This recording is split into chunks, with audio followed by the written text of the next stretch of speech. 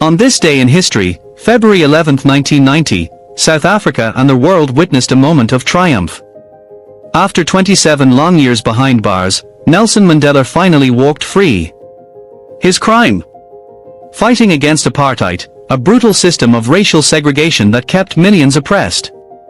But how did Mandela end up in prison for nearly 3 decades? Let's rewind to the early 1960s. Mandela was a key leader in the African National Congress, ANC, a movement fighting to dismantle apartheid. After years of peaceful resistance, the South African government labeled him a threat. In 1962, he was arrested for leaving the country illegally. But that was just the beginning.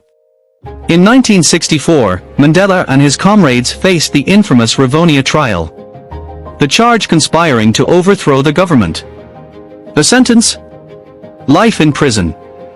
He was sent to Robben Island, a maximum security prison where he spent 18 years in harsh conditions, breaking rocks, sleeping on the floor, and enduring isolation. But Mandela refused to be broken. Even behind bars, he remained a symbol of hope. Letters smuggled from prison inspired millions.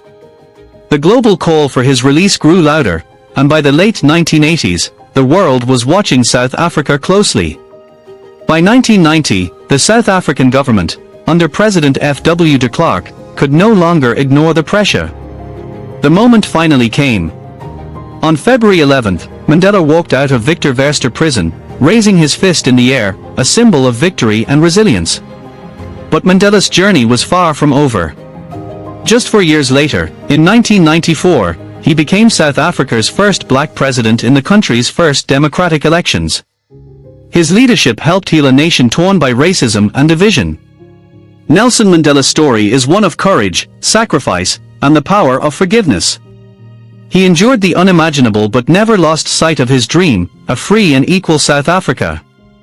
If you find this story inspiring, don't forget to like, subscribe, and hit the bell icon for more history.